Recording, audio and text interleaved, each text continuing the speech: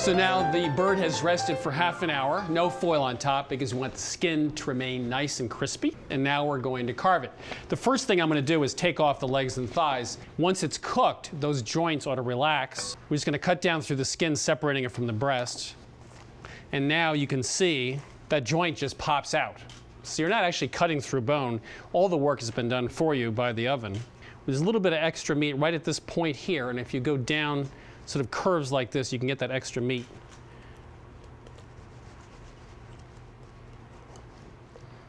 And there we have it.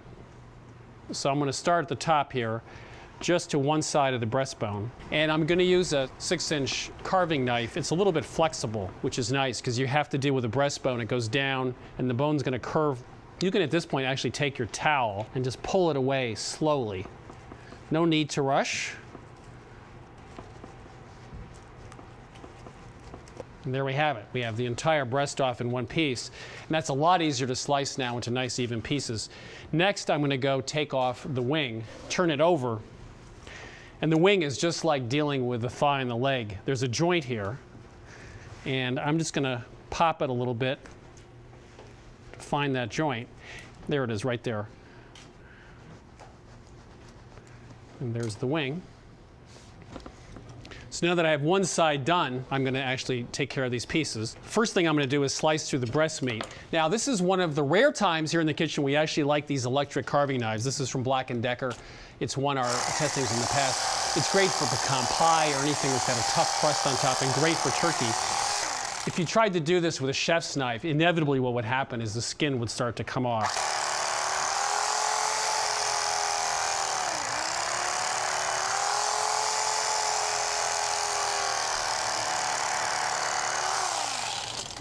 So now just take a larger knife, slide it under the breast. Now you want to separate the thigh from the leg. And again, it's an issue of finding the right spot.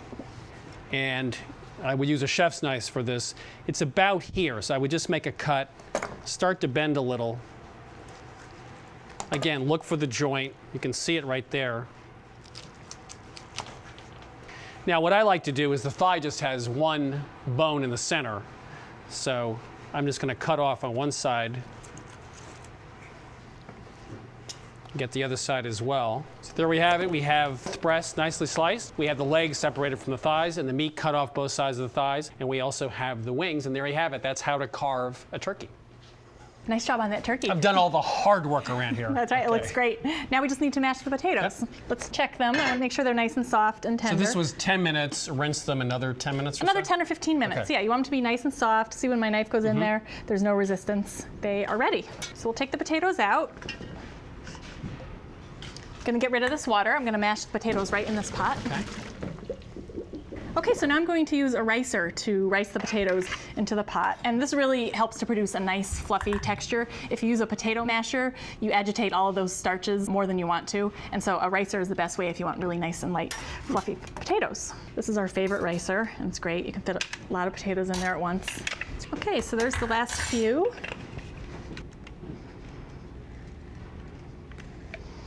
Okay, just want to make sure and scrape off any little bits of potato that are left on the bottom of the ricer. I'm adding only 4 tablespoons of melted butter. In our old mashed potato recipe, we used a whole stick of butter. We actually only needed half that amount for this recipe. I'm adding a half teaspoon of salt as well. I'm adding 2/3 of a cup of milk. That old recipe called for a whole cup of cream. So we actually, right. It was good, but we lightened up. We just didn't need it with this recipe. And those of us who survived that recipe are still in the test kitchen making a slightly lighter version of mashed potatoes. That's right. So I just want to gently fold the milk in. I don't want to work the potatoes too much. I don't want to agitate those starches, so I want to be gentle. They smell good, don't they? Smell great. Gonna add a little bit of pepper. They look great. I'm just gonna taste them, make sure they're good. Actually, I'm tasting for salt. I wanna make sure they have enough salt. Really makes a big difference if it's properly seasoned. Okay, the potatoes are ready to go.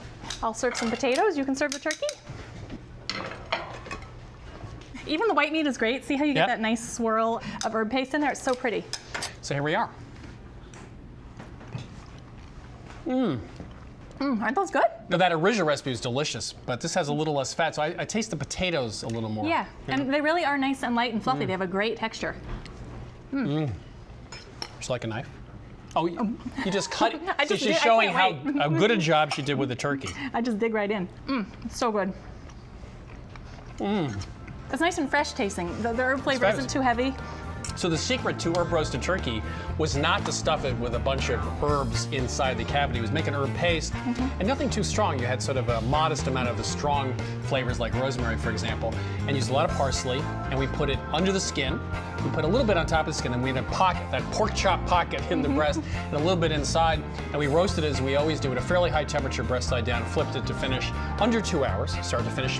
And these mashed potatoes, very scientific and delicious, which means rinse them, steam them for 10 minutes, rinse them again, and finish steaming another 10 to 15 minutes. So there you have it, from America's Test Kitchen, your kitchen, a fabulous Thanksgiving twosome. We have herb roast turkey and really fluffy mashed potatoes. I mean, really fluffy.